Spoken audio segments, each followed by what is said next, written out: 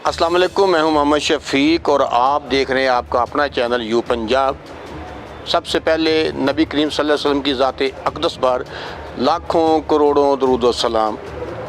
नाज़रीन, बीमारों को शिफा याब होते देखा, अगवा हुए वापस आते देखे, लेकिन ज़िंदगी में आज पहली दफ़ा ये जो मर चुका है उसको ज़िंदा होते देखा कि वो दुनिया से मर चुका, उसके कुल भी हो गए, वो दुनिया से गुज़र चुका और दफना दिया गया, बीवी ने इद्दत भी काटी, वो शख्स आज फिर दुनिया में ज़िंदा हो गया।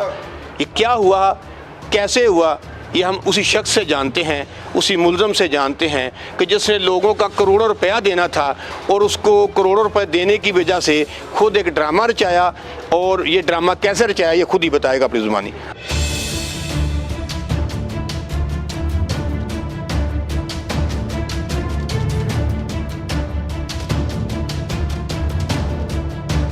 अस्सलाम वालेकुम। वालेकुम अस्सलाम। तेरा नाम क्या है? सईद अब्बास। कहाँ के रहने वाले हो? सर पिंडी बटियाँ। आप तो मर चुके थे। सर प्रॉपर्टी का काम करता था, इधर एक सोसाइटी ऐसे गार्डन है, उसमें तो सब कुछ ठीक चल रहा था। उसके ऑपोजिट एक नई सोसाइटी लॉन्च हुई लाहौर स्मार्ट सिटी के नाम से, उसमें मैंने काम करना शुरू कर दिया। शुरू में तो ठीक था, माइनस पे चल रही थी फ़ाइलें। उसके बाद मैंने कुछ बुकिंग कर ली, तकरीबन कोई 200 फ़ाइल की मुख्तलिफ़ डीलर में। मेरे पास अपनी ज़ाती डीलरशिप नहीं थी, जिनके पास डीलरशिप थी उनसे मैंने बुकिंग कर ली कस्टमर की। 2,16,000 की बुकिंग थी सर। लेकिन अपनी स्लिप तो हम फौरी दे देते कस्टमर को, लेकिन कंपनी स्लिप देती थी 2 माह बाद। अब जब कंपनी का टाइम आया स्लिप देने का, लोगों ने स्लिपें मांगनी शुरू की। तो जिन डीलरों को मैंने पैसे दिए हुए थे वो कहते थे कि 2,16,000 आपने दिया तो वही आप वापस ले लो, लेकिन उस वक्त उसके ऊपर 3,35,000 रुपया ऑन चल रहा था। कस्टमर कहता था कि मैंने फ़ाइल ही लेनी है। नहीं, ये बताओ मुझे कि जब आप किसी कंपनी के साथ डील करते थे, आखिरकार वैसे गार्डन या लाहौर स्मार्ट सिटी जो है उसको, उनके लोगों को, वहाँ की इंतज़ामिया को ये तो पता था ना कि आप उनके साथ अटैच हो? सर ऐसे गार्डन में तो डीलरशिप थी मेरे पास अपनी, ऐसे गार्डन में कोई मामला नहीं, वो सीधा काम था, उसमें कोई नुकसान नहीं हुआ किसी किस्म का भी, वो सब कुछ ठीक था। उधर मैंने 5 साल काम किया, किसी किस्म का कोई मसला नहीं हुआ। ये जितने भी अब कस्टमर है, कुछ मेरे मुद्दई भी हैं, उन्होंने बड़े फ़ायदे उधर से लिए हैं, उनको मैंने प्लॉट लेके दिए, बाद में वो महंगे करके प्लॉट बेचे भी, सारा कुछ ठीक था। लेकिन जब इसमें मैंने बुकिंग की तो इसका मुझे इतना आइडिया नहीं था कि इसका इतनी जल्दी ऑन बढ़ जाएगा और मेरे लिए इतने मसले बन जाएंगे। लेकिन उसमें पैसे नीचे लग गए सर कस्टमर के, तकरीबन को 3.5 से 4 करोड़ रुपया। मेरे पास देने के लिए पैसे नहीं थे, वो कस्टमर ने प्रेशराइज करना। गाड़ी तुमने एक लग्जरी रखी हुई थी, किया रखी हुई थी, नया मॉडल रखा हुआ था, आगे फिर क्या ड्रामा रचाया, किस तरह ड्रामा रचाया कि तुम खुदकुशी कर रहे हो, कहाँ खुदकुशी की, क्या ड्रामा रचाया, किस तरह वीडियो बनाई या वीडियो बयान जारी किया? सर जब पैसे नीचे लग गए तो कोई रास्ता नज़र नहीं आ रहा था लोगों को पैसे देने का, तो मैंने कहा खुदकुशी का ड्रामा कर लेता हूँ ताकि 1-2 साल लोग जो हैं वो पीछे नहीं आएंगे। मैं किसी और सोसाइटी में काम करके तो आहिस्ता आहिस्ता अपने मामला ठीक कर सकूँगा, लोगों को बता दूँगा कि यार मैं ठीक हूँ, ये मसला हुआ था जिसकी वजह से मैं चला गया था।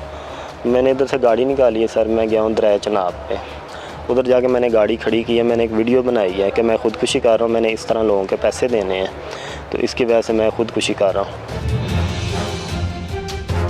तो मेरे घर वालों को या किसी और को तंग ना किया जाए। वो वीडियो बनाई है सर मैंने, वीडियो बना के मोबाइल मैंने गाड़ी में रखा है, रख के कमीज़ अपनी उतारी है, वो मैंने उधर ही दरिया पे रखी है, रख के मैं कराची चला गया हूँ सर। उधर मैं कोई 2-1 माह रहा हूँ, उसके बाद उधर मुझे कोई इस तरह का काम मिल नहीं रहा था किसी सोसाइटी में, क्योंकि उधर का मुझे कराची का आइडिया भी नहीं था। आप मर गए, घर वालों तक ये वीडियो पैगाम पहुँच गया, वीडियो आपकी पहुँच गई, आपके घर वालों ने आपके कुल भी करवा दिए कि वो मर गया है, बाकायदा लोग मोहल्लेदार, आपके रिश्तेदार भी पहुँचे वहाँ पे, दुआ भी करते रहे कि ये मर चुका, उसके लिए दुआ कर दें। जी सर। अचानक से जब घर वालों को बताया कि मैं ज़िंदा हूँ, सईद अब्बास ज़िंदा है, जब तुमने अपने वालिद को बताया तो फिर उसके क्या तासुरात थे? वो खुश भी हुए, साथ परेशान भी हो गए कि ये किस मुसीबत में पड़ गया, ये इसने क्या कर दिया।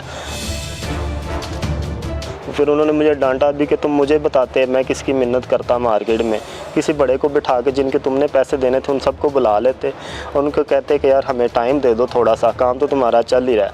आहिस्ता आहिस्ता किस मैंने पहली दफ़ा देखा है कि एक मरा हुआ बंदा जो है वो ज़िंदा हो गया।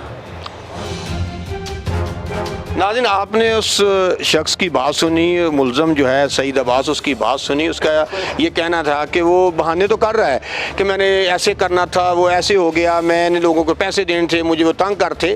बाकायदा प्री प्लान ये यहाँ से गया, प्री प्लान बनाया, जाके वहाँ वीडियो बनाई, वीडियो बनाने के बाद घर में इसने वीडियो भेज दी। गाड़ी जो थी प्री प्लान किसी बंदे के पैसे और के देने थे, उसको बाकायदा उसके हवाले की। और बाकायदा तौर पर इस शख्स ने घर में एक ड्रामा रचाया। इसके बाकायदा तौर पर कुल हुए, फातिहा के लिए लोग आते रहे, रिश्तेदार आते रहे। जब कोई बंदा मर जाता तो उसकी फातिहा तो होती है, लेकिन इसके साथ बाकायदा इसकी बीवी ने इद्दत भी काटी। और ये शख्स जो है आज ये जिंदा हालत में मेरे बिल्कुल साथ खड़ा है। ये ऐसा इसने क्यों किया, ये तो आपको सारी बात जो है यू पंजाब ने आप तक पहुंचा दी है। अब मज़ीद बात जो है मुतल्लिका SHO से करते हैं कि उन्होंने इसको कैसे ट्रेस किया।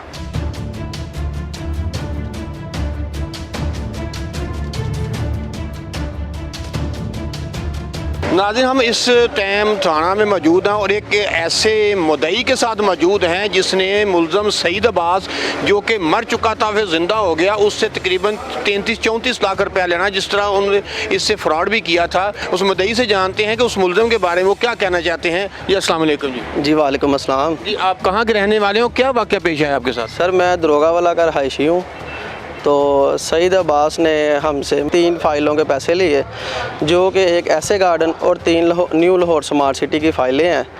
तो उसके बाद हम आते रहे, इसको कहते रहे यार वो हमें फ़ाइलों का क्या बना। तो फिर इसने हमें पता चला कि खुदकुशी कर ली है। के वाले से पता किया कि जी ऐसे इस तरह हमें पता चला था। अब्बास से हमने जो है ना पैसे वगैरह लेने थे, फ़ाइलें थी। तो उसने कहा जी मेरा बेटा जो है ना वो तो मर चुका है, उसकी तो कुल ख्वानी भी हुई है, मोहल्लेदार भी इकट्ठे हुए जिन्होंने सब ने फातिहा भी की। तो उसके बाद फिर हमने अल्लाह ताला पे छोड़ दिया कि जो भी होगा जी अल्लाह ताला की रज़ा में जो भी है ना। तो फिर हमें पता चला जी कि सईद अब्बास जो है वो SHO साहब जो फ़रोज़ वाला है उन्होंने गिरफ़्तार कर लिया। फिर हमें पता चला, फिर हम जो है ना आप कार्रवाई करना चाहते हैं और पैसे की डिमांड कर रहे हैं? जी सर, हम ज़रूर, हमारे हक हलाल की कमाई है। मेरी वालदा सदमे में है, वो बहुत परेशान है तब की। हमने बहुत ज़्यादा ट्रस्ट किया इस पे कि ये हमें जो भी है कारोबार के लिए, हर इंसान नफ़े के लिए करता है। आपने उस मुद्दई मुकदमा की बात सुनी, थाना रेसकोर्स में FIR दर्ज है और उसका ये कहना है कि मुझे पैसे दिलाए जाएँ। उसका ये भी कहना है कि हम इसके घर के वालिद के पास जाते रहे, उसका वालिद कहता है मेरा बेटा मर चुका है, और बाकायदा कुल दुआएं मांग के आते रहे हैं कि ये तो मर चुका है, जो अल्लाह की रज़ा है। जी बिल्कुल नाज़रीन, हम इस टाइम SHO के पास मौजूद हैं और गज़नफ़र भट्टी साहब से जानते हैं वो इन्होंने कैसे ढूंढा और कितने ये लोग हैं जिसने पैसे देने हैं। जी अस्सलाम वालेकुम। जी वालेकुम अस्सलाम, क्या हाल है? सर ये बताइएगा कि ये मुल्ज़म सईद अब्बास है, इसने लोगों का करोड़ों रुपया देना है। जी सईद अब्बास जो था ना, ये 12-13 मुकदमा में प्रोक्लेम ऑफेंडर है हमारे पास। तो ये रजिस्टर्ड क्राइम है। इसके अलावा भी लोग हैं जिनके इसने पैसे देने थे। बेसिकली ये ऑफिस बॉय आया था, तो वहाँ पे इसने ट्रस्ट क्रिएट करने के बाद जो है लोगों को माइल किया, इन्फ्लुएंस किया प्रॉपर्टी के बिज़नेस की तरफ। लोगों ने इसको करोड़ 98 लाख मुख्तलिफ रकम्स है, मिलियंस में पैसे इकट्ठे किए। इकट्ठे करने के बाद इसने अपनी लग्जरियस लाइफ गुजारी। तो उसके बाद इसने एक वीडियो बयान वायरल किया कि मैं सुसाइड कर रहा हूँ, ख़ुदकशी कर रहा हूँ, दरिया में छलांग लगा दी। फिर वही उसी तरह इसके घर वालों ने इसको वेरीफाई किया, कुल हुए, जनाजा हुआ, कुल हुए, साता हुआ, बेगम ने इद्दत काटी। तो एक कंप्लेनर था, तो वो DPO साहब शेखुपुरा फैसल मुख्तार साहब के पास गया। उसने कहा सर मुझे नहीं लगता कि ये मर गया है। DPO साहब फैसल मुख्तार साहब ने स्पेशली फ़ोकस करने के बाद ना टीम तश्कील दी। DSP फ़रोज़ वाला मियाँ शफ़क़त साहब, SP इन्वेस्टिगेशन साहब को हदायत दी कि इसको वेरीफ़ाई करें।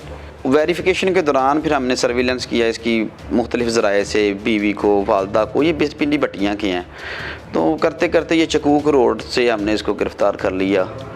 तो हुलिया चेंज किया हुआ था, पता नहीं लग रहा था कि ये वो है या नहीं है। बस नॉर्मल सी मेडियोकर सी लाइफ जो गुजार रहा था नॉर्मल सी जगह में।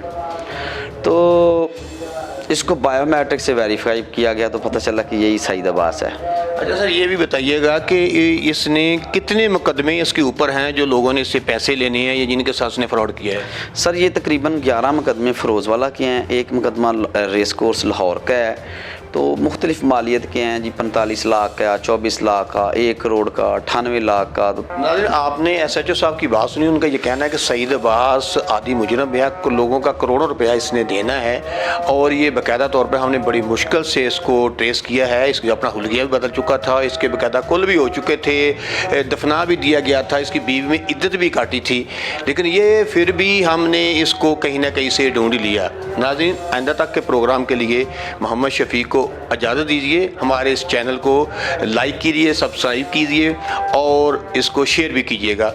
अल्लाह हाफिज़।